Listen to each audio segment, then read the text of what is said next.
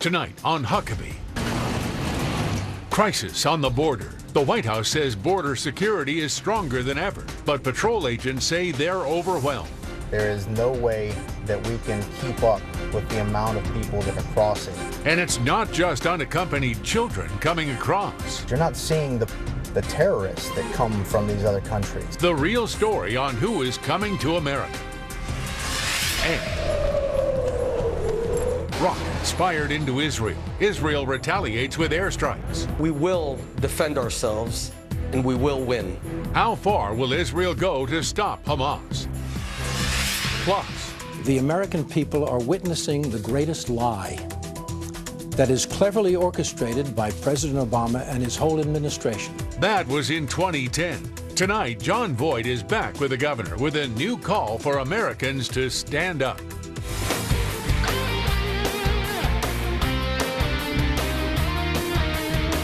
Ladies and gentlemen, Governor Mike Huckabee.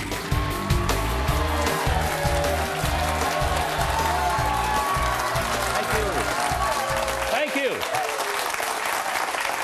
What a great audience we have here, and we're so glad you've joined us. Welcome to Huckabee from the Fox News studios in New York City. All right, look, our southern border is a complete mess. Truth is, we don't even have a border right now because borders restrict access. What we have is an open door.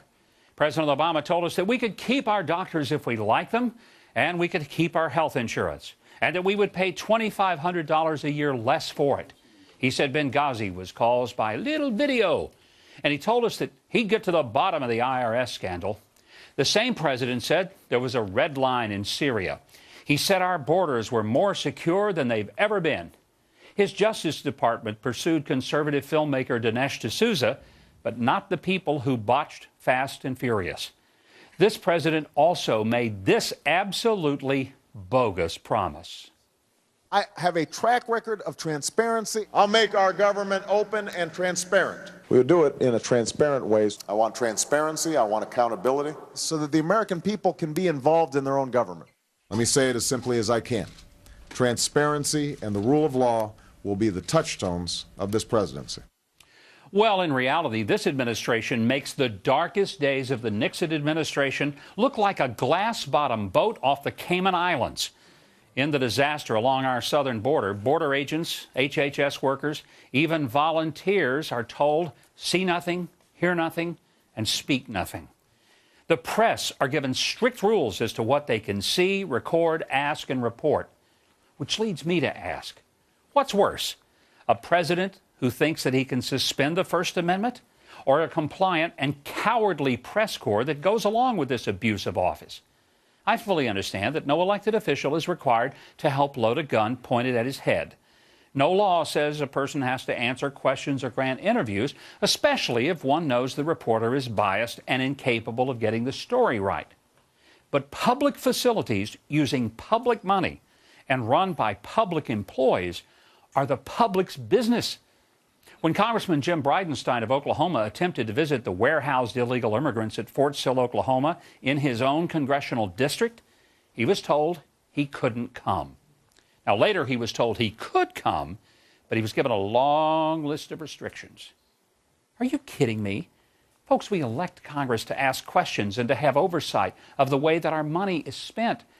Saying to a congressman that he can't do his job and even enter a federal facility in his own district ought to outrage every bona fide journalist in America. I've got to ask, where's the outrage? Where are the journalists? Because if the press won't practice the First Amendment, they will surely lose it. Look, I am not a journalist. I don't even play one on TV. I'm admittedly a partisan who ran for and held public office under the auspices of a political party.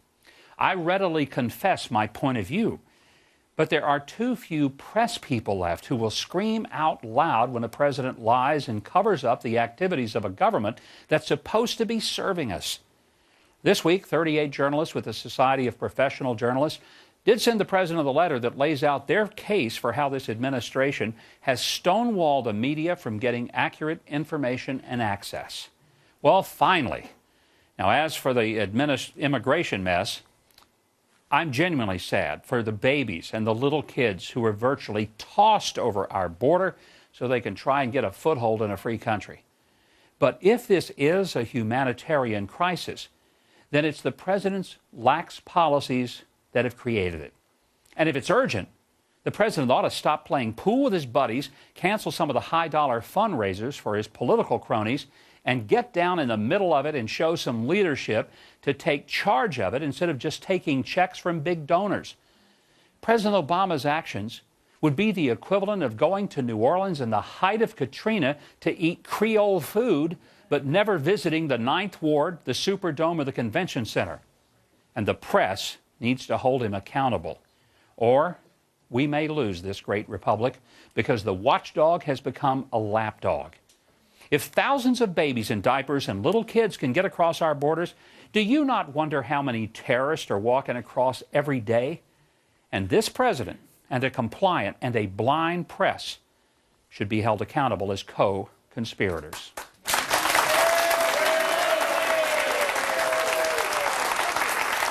Well, unlike President Obama, my first guest tonight has been to the southern border, and he has video proof of what's going on down there.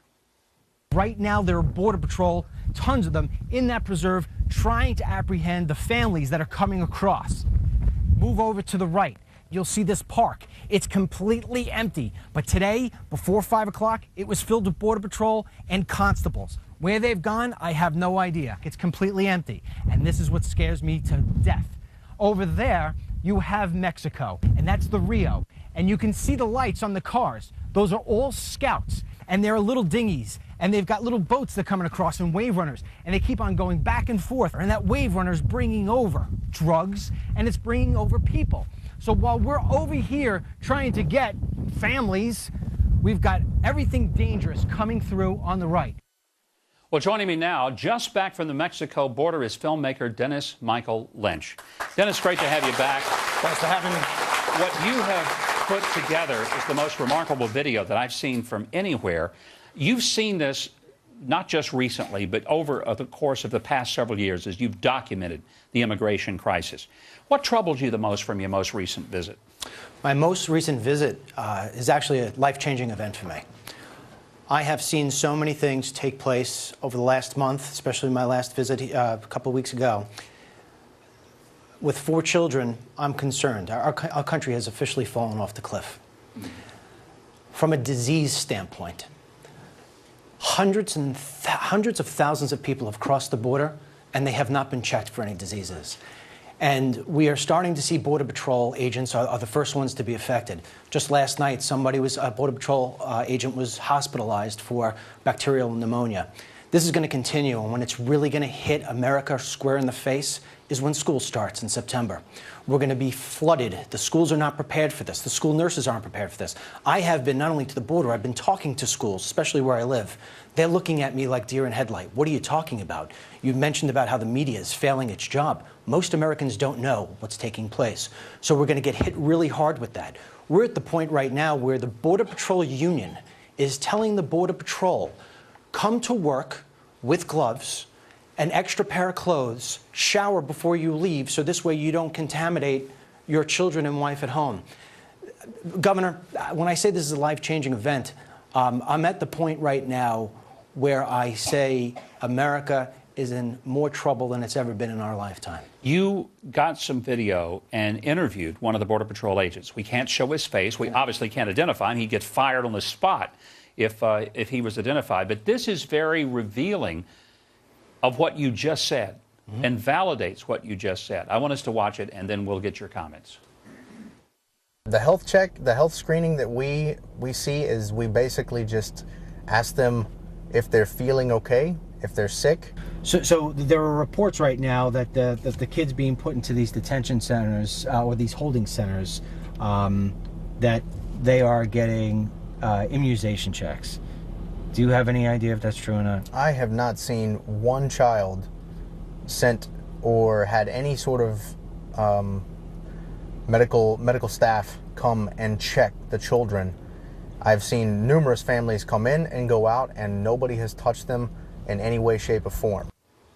I mean, this is alarming when I see this is a Border Patrol agent, so this is not just some activist who doesn't like immigrants. And I think a lot of people are torn with compassion for the children. I have compassion for the children. But I also want to hold my government responsible for protecting the rest of America and saying, look, it's one thing to provide assistance for hungry kids or for diseased children, but to mainstream them in the middle of schools in America without adequately protecting the people who are going to be exposed, that's really serious. And that's what this agent was saying.